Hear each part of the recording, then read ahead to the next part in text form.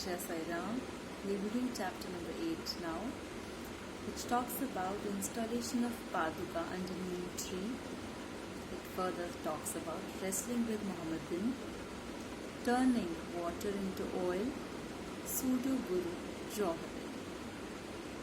Installation of Paduka under neem tree. A devotee, Bhai Krishna Ji Ali Bakar of Akalkot Maharaj, used to daily worship his photo. Once, by going to the Akalkot Maharaj, which is in Sholapur district, he decided to have the site and worship the Padukas of Sri Akalkot Maharaj.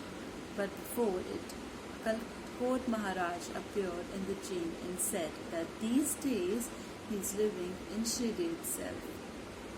You go there and worship me.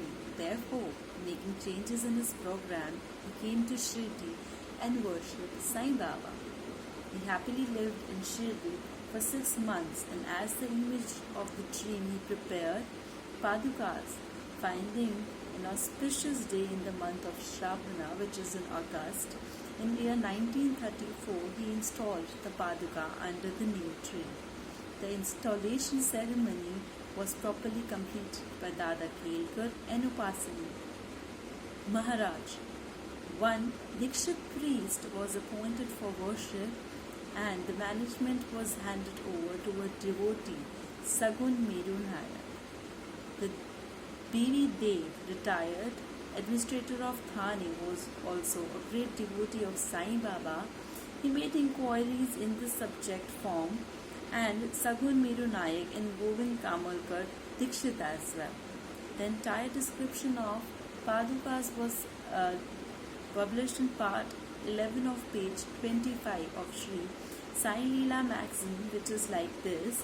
In 1912, a devotee named Dr. Rama Rao Kothare came to Shirdi to see Baba. His compounder and his one friend, Bhai Krishna Ji Ali Bakar, was also accompanied with him. Compounder and Bhai Krishna Ji had deep friendship with Sagun Meru Nayak and G.K. Dikshit. While talking on the other subjects, these people thought that why not to install the Padukas in historical memory of the first advent of Sai Baba in Shirdi and his living under the neem tree. When thoughts were exchanged for the creation of the Padukas, then the friend compounder of Bhai Ji said, if this information comes to the knowledge of his master Kothare, he will get beautiful Padukas made. This resolution was passed by all, and Dr. Kothare was informed about it. He came to Shirdi, prepared the sketch of Padukas in this subject. He met with Upasani Maharaj at the Khandoba temple. Upasani Maharaj made some amendments in it and drew a beautiful lotus, etc., and wrote the following shaloka also, which was a symbol of significance of the neem tree and Baba's yogi powers. It is as under Sadanim Rubhuksha Simula Vilhase Sudhastrastu Viram Titatam Prapyadam Tarum Kalpavraksadhiham Sandhyanantam Namamishwaram Sadguru Sainatham.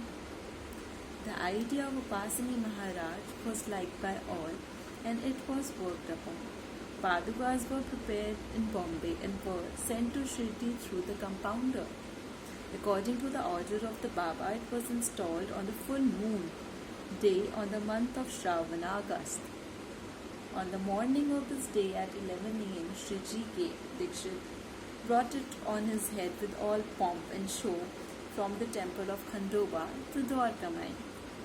Baba, touching the Paduka, said, these are the lotus feet of God. Install them under the neem tree. One day before this, a Parsi devotee, Pasta Seth, sent a money order of rupees 25. Baba gave those rupees for the installation of Padukas. In the establishment of the Padukas, rupees 100 was spent. Out of them, 75 rupees were gathered by donation. For the first 5 years, Dr. Kothare sent rupees 2 every month for the lighting of the lamp. He also set iron bars to place them around the padukas. Sagun Meru Nayak spent ₹7 and 8 annas, the expenses of carrying the iron bars and making of the shed. These days, Jarvadi Nana Puchari worships and Sagun Meru Nayak offers the Nevedya, food offered to God, and the lamp in the evening. Previously, Bhai Krishnaji was a disciple of Akalkot Maharaj. While going to Akalkot in 1834 on the auspicious occasion of installation of Padukas, he came to Shirdi, and after it, when he asked the permission of Baba to return to Akalkot, Baba said, "What is there in Akalkot? Why do you go there uselessly? The Maharaj of there is here itself." Listening these words, Bhaiji left the idea of going to the Akalkot. After the installation of Padukas, he usually used to come to Shirdi, and Mr. D.V. Dev has written in the end that Mr. Hemant Pant did not know all the details, otherwise he would have never forgotten to mention it in the Sai Satcharitra. Next topic is wrestling with Mohammedan Tamboli. There lived a wrestler named Mohammedan Tamboli in Shirdi. Baba had some argument with him on some subject. As a result of it, a wrestling took place between Baba and Tamboli. Where Baba lost. After it, a sudden change came in the life of Sai Baba. Now he used to wear kafan, robe, and covered his head with a piece of cloth. He used a pieces of canvas to sleep over. He took satisfied by using such pieces of old and torn cloths. He always used to say that garibi awwal badshaahi, amiri se lakh sawai, garibon ka Allah bhai. Poverty is royalty, higher than all the riches, as God is the brother of the poor. Sai neither mixed with the people nor he talked to them. When somebody asked a question, he answered it to the point. During the day, he resided under the neem tree. At times, he used to sit under the shade of babool tree on the bank of the village near the Jain. And during the evening, he used to stroll anywhere according to his will. Often, he used to visit the house of Bala Sahib Dengle in Neemgaon. Baba loved him very much. His younger brother, who was called Nana Sahib, had no issue even after his second marriage. Bala Sahib sent Nana Sahib to Shirdi for the sight of Sai Baba. After some time, Nana Sahib was blessed with a son with the blessing of Sai Baba. During this time, people in great numbers started coming to Shirdi for the sight of Baba and for his blessings. Baba became famous. His fame was spread far off to places. Now, he became much famous in Ahmednagar also. After Nana Sahib Chandolkar, Keshav Chitember and many other devotees started coming to Shirdi. Throughout the day, Baba used to be surrounded by devotees, and at night, he used to sleep in old dilapidated mosque. At that time, the total property of Baba was chillum, tobacco, one tamil, one log, robe, a cloth to put around his neck, a satka, whom he always kept near him. He used to tie a piece of white cloth on his head in such a way that the one end of it used to fall on his back, which seemed to be a tuft of hair. He did not use any boot or any sandal in his feet. He wore a kopin, a small piece of cloth over his private parts, and to protect himself from cold, he used to get heated from the dhuni. He used to put pieces of wood in the dhuni, and along with them, he used to burn his ego, wishes, all attractions towards the objects of senses. He always enchanted Allah Malik, the mosque in which he resided. It had the length of 2 rooms only, and all the devotees had the sight of Baba there itself. Some changes came in 1912. Old mosque was renovated and his floor was also made. Before living in the mosque for some time, where he actually lived for quite a long time, he used to live in Takiya. Immersed in love, he used to dance wearing ghunguru and also sang beautiful devotional songs, turning water into oil. Baba had a great love for light. In the evening, he begged oil from the shopkeepers and would decorate mosque with the lights and with lamps. This practice continued for quite some time. Now the shopkeepers were fed up with it, and they decided not to give oil to Sai Baba. And according to daily practice, he went to shopkeepers. The shopkeepers refused to give him oil. They all denied him. Without saying anything to anybody, Baba returned to the mosque and put the dry wicks in the lamps. The shopkeepers were eagerly looking at Baba as to what he would do now. Baba lifted the turmoil, which contained very small quantity of oil. He mixed water in it, drank the mixture of oil and water. After some time, he vomited it into the turmoil and put the watered oil into the lamps and lit them.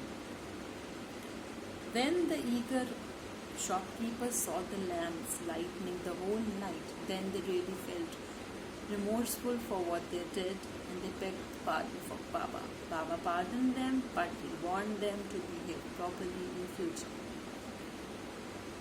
Pseudo Guru Jawhar Ali. After 5 years of wrestling with Mohammedan, a fakir named Jawhar Ali came to Rahata along with his disciple. He put up in a house near Vidbhadra temple. The fakir was very intelligent. The ayateen of Quran were by his heart. He had a very sweet voice. Many devotees of the village began to come to him and gave him due respect. After collecting money from the people, he decided to erect a idgah near Vidbhadra temple, due to which a quarrel fell out on the subject. As a result of it, he left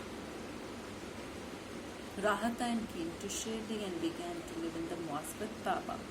Now, he won over the people due to his very sweet voice. People began to call him Baba. People began to offer him respect. He began to call Baba his discipline. Baba had no objection to it and began to perform with full concentration his duties and served him in many ways. They both came to Shirdi at times, but mostly the headquarters was Rahata. Now, the devotees of Sai Baba did not like it. They objected to this, Baba being away from Shirdi and living in Rahata. The devotees of Baba were deprived of Baba's sight now. So, one day what happened, they met Baba near Idgah and they told him the purpose of their coming.